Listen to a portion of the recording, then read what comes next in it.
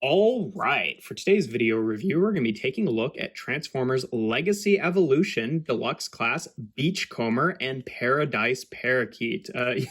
Yeah, that's right. It actually lists this on the box as one of the included characters, which I think is just really funny because of like how small of an accessory it actually is, but still pretty funny. But yeah, we'll talk about that. But yeah, new version of Beachcomber, and yeah, this has been a figure that I've been really excited about. I feel like the 1985, like season 2 mini bots are one of my very favorite like little groups of Transformers. I just like all 5 of them, and yeah. We've had good figures of all 5 of them in the past, but our previous versions of them have kind of all been sort of like legend scaled. And then we got in Kingdom, we got Warpath, and then we got Cosmos in the Velocitron line, and now we've got Beachcomber. So hopefully we'll get Power Glide and Sea Spray again soon. But yeah, this is a really nice figure. Has a lot of neat things that it does, and it pretty much just takes the idea of the previous Beachcomber figure, which was that like Power of the Primes one, and just improves upon it. Like it's a very similar figure in terms of like the transformation scheme and stuff like that. But yeah, here he is in his buggy mode. Now, one thing about him is he does come with this gun, which basically in vehicle mode, the way that it stores is that you're supposed to tab it onto the front as like a bumper. Now, I'm kind of 2 minds about this. On the one hand, I really like the idea of having that integrated weapon storage, of it just having it be part of the vehicle mode. On the other hand, I don't think it looks like great as a bumper. I think the gray peg is really kind of distracting, and it sticks up a little bit too much and is a little bit too thick. And I tend to not really think of Beachcomber as a character that would even carry a gun, just because he's like a pacifist in the show. He's like a geologist. So I didn't really need him to come with a weapon. So unfortunately, I feel like it looks a little bit weird with the gun on there, and it looks a little bit weird without the gun on there. So I don't know. Personally, I sort of wish that, they had made it so it would still look good without the gun. And it does. I am getting used to it, but having like the hole there and then the 2 tabs is not great. I might, if it really starts bothering me, might just like cut off those tabs just so it's like a flat front there. But I don't know if it necessarily needs to. But either way, I do appreciate that that's how they decided to integrate the weapon. Like, I really like the idea of integrated weapons and having it actually be part of the vehicle mode and have it be a disguise still. So I do appreciate that, even if with this individual figure, I kind of prefer it without the gun at all. But still, it's a nice effort. And the other cool thing about this figure is it actually has real rubber tires. Like, it's actually, got a bit of like, rubberiness to it,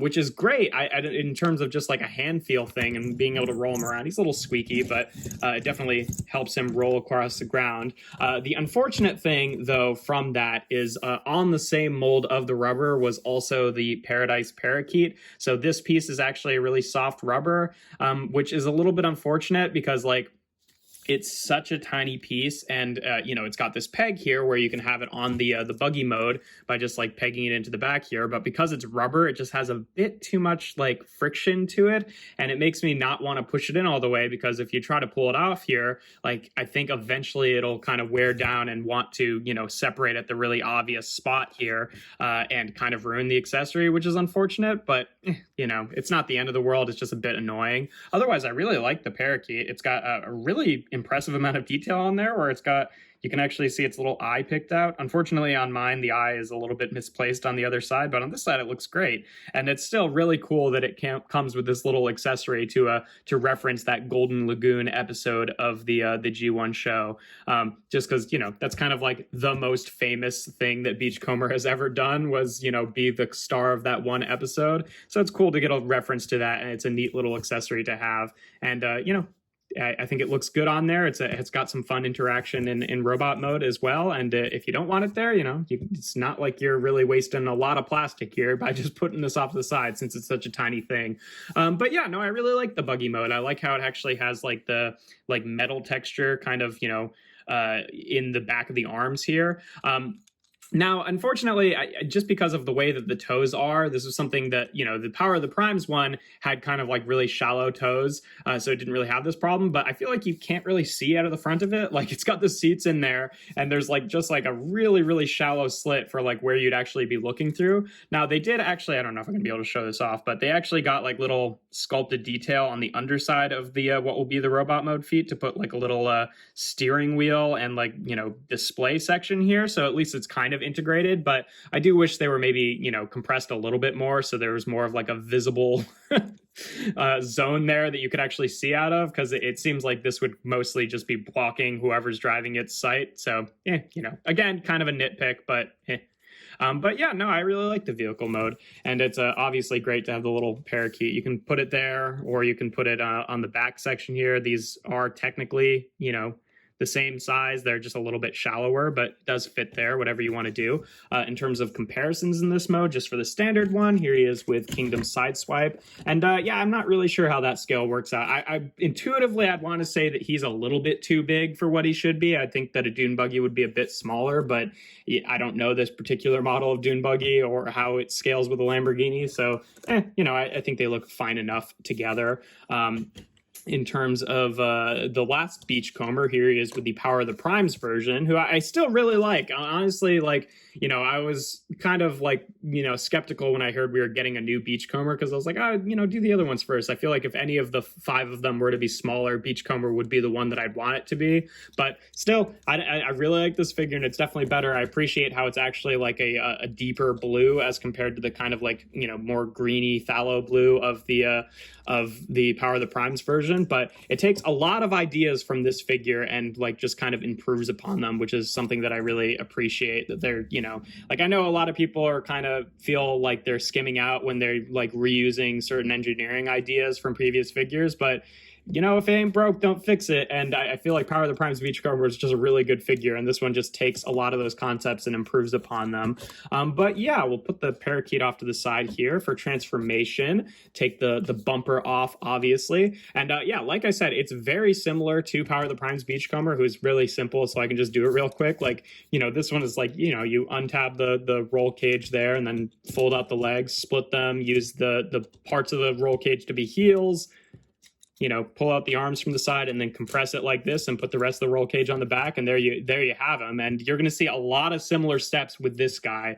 It's got a few extra things going on. For example, he's got these panels on the back of his legs that actually open up. So that is new. So you just open those up like that. Then similarly to the Power of the Primes version, you split the roll cage here. The seats actually do tab into the body here, but then you take this entire section and, you want to untab the arms from the bottoms of the feet there. And then they also tab into the side of the body, similar to the Power of the Primes version. Then you can unfold this whole thing at the knees, separate the legs at the roll cage there, fold these panels back up, and then take the seats and the front half of the roll cage, and they'll actually fold up to be heels. Now, at first when I got this guy, I was having a hard time getting these to actually like sit properly up like this. Like, they're always wanting to sit a little bit like this, which was angling his foot forward. I find that like, it's one of those things where it's like, it's got like sort of soft detents, so you kind of have to just like get it past the last click. And early on, I think that this was kind of getting in the way of that. So what I would generally do is I would just like activate the ankle tilt, fold this up like that, and then kind of bring it down so that this kind of pushes into the right place. Since I've done that, it's kind of been able to just do it on its own, where these just like fold up without having to use the ankle tilt and actually stay flat-footed. But if you're having that issue, that's what I would recommend, is just fold them up first and then kind of put them into place with the back panels there. And then yeah, like I said, we untab the arms from the side here. You want to take the roll cage and start folding it in so it's mostly in place. It's going to have a couple tabs that go into this like blue armature section, so you can't tab it in all the way, but you have to fold it in part of the way so that you can actually get it past the waist piece, because then when you compress the body up, then it sits there, and then you can kind of tab that into place. And there we have Beachcomber in his robot mode. And yeah, he looks fantastic. I really, really like the way this guy came out. Like I said, a lot of similarities with how the Power of the Primes version works, but he ends up being like a more proportional robot when all things are said and done. Like, he's got more proper feet. His body is a little bit smaller in comparison to his limbs, whereas this guy was kind of like dumpy and round in the middle. And again, this wasn't even something that actively bothered me on this one, but now seeing them side to side, this blue is just much better better, because, you know, Beachcomber has been kind of a variances of blue in like the cartoon and the toy and stuff like that, but I much prefer the deeper blue Beachcomber. I think it works a lot better. And yeah, they look really nice together. In terms of articulation, the head is on a ball joint here. It gets a pretty good range. Does kind of, mine kind of like locks up at a certain point, so it only goes about that far. I'm not sure if that's just like the shape of the ball joint or what. Oh, there we go. Okay. Oh, I think it was just running into the stuff on the back here. I think, yeah, that's definitely what it was. So that, you know, a bit of a clearance issue, but not the end of the world. The shoulders here are on universal joints, so they can rotate around like that and fold out to the side only about that far, so you can't do the full T-pose, but you know, I think that's fine. It's got a bicep swivel. It's got over 90 degrees of bend at the elbow, despite the fact that his wrists are like in these little, you know, cavities like the Power of the Primes version. He does actually have separate wrist joints, so his wrists can rotate, which is nice. It's got a waist cut. Hips can go forward and back and out to the side. It's got a thigh swivel. It's got maybe like half a degree under 90 of bend at the knee, but pretty good. And then the feet can't tilt forward or back, but they can tilt out to the side a pretty decent amount. So yeah, pretty standard articulation. Nothing overly crazy, but everything works just about as well as it ought to. Only thing I guess I could really ask for is either forward or backwards ankle tilt or like a slightly deeper knee bend, but you know, he pretty much gets the job done. In terms of his accessories here, obviously we can have him hold his gun, which again, I never really felt like Beachcomber is a character that needed a gun, but he looks good holding it. Now, unfortunately, there's not really like a great place to store it. Like you could, if you want, tab it onto his arm, but you know, as much as he's not a character who would regularly carry an arm, like a gun, I don't think he would have an arm gun, so that doesn't look that great.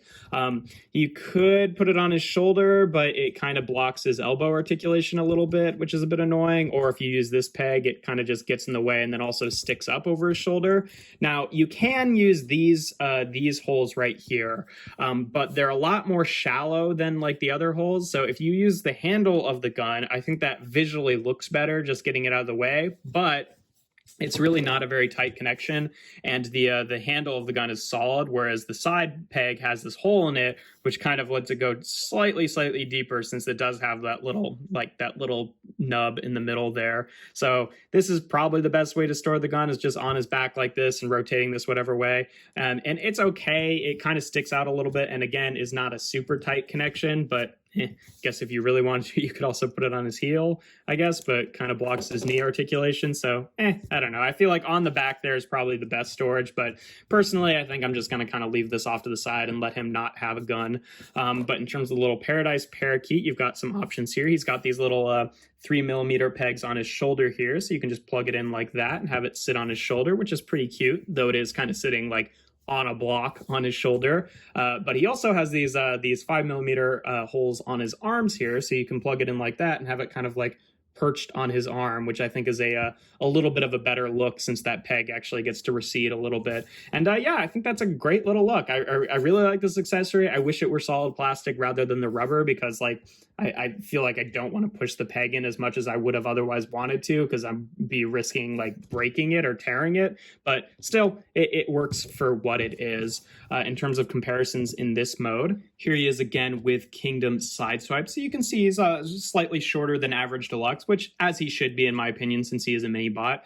For another comparison, you know, kind of a standard one, here he is with Bumblebee. So you can see he's definitely not that small, but he's definitely, you know, kind of fitting in this like mini bot range that we have going on here. Because if we bring on some of the other mini bots, I know Sideswipe's not a mini bot, but just to show off the, you know, the range here, like here he is with Cosmos and Warpath, a little bit shorter than Warpath, a little bit taller than Cosmos, kind of fitting in that range. Really, he's kind of the same height as Kingdom Huffer. They're pretty much eye to eye there. He's maybe like a smidge taller, but you know, just so you can see kind of the range there of like, okay, we've got Bumblebee, Cosmos, Huffer, Beachcomber, Warpath, Sideswipe, kind of just getting that full range there of like, you know, fully tiny mini bot up to kind of like an average size Deluxe. He's kind of in the middle there, one of the taller like new versions of the mini bots, but I think that works out okay. And then we'll bring on our most recent versions of Power Glide and Sea Spray here, who definitely, you know, I think we need new versions of them. Again, I really like both of these figures, especially Combiner Wars Power Glide, but to get the full set of new, Season 2 mini bots, I think we do need deluxes of both of these guys, and that would be really nice, because, I like all these figures so far. Warpath, I'm kind of on, but he does look pretty good in robot mode, at least. But both these two are definitely winners. And again, this is just like a group of Autobots that I really care about a lot. So it'd be cool to get all 5 of them as new deluxes. But yeah, that's pretty much all there is to them. We already showed them off with the Power of the Primes Beachcomber. But yeah, pretty solid figure. Definitely, I think my favorite of the wave. What are we on? 2, 3? I don't even know. I think we're on wave 3 of Legacy Evolution. The deluxes from this wave, I think he's my favorite one. But yeah, no, just solid figure overall. I really like the inclusion of the little parakeet, and I've got my gripes about the gun, but ultimately, like, it is doing integrated weapon storage and vehicle mode, which is something that I'm constantly asking for. So I can't complain about it too much, even if I prefer Beachcomber not have a gun at all. It's sort of like, this is the one that does that. He was the one I was really content with just taking the gun and putting it off to the side with, but that's mostly a me thing. But yeah, no, great little figure, and definitely recommend him. If you enjoy my videos, make sure to leave a like and consider subscribing. I do reviews every Tuesday, Thursday, and Sunday. And without further ado, here we have Transformers Generations Legacy Evolution Deluxe Class Beachcomber with Paradise Parakeet.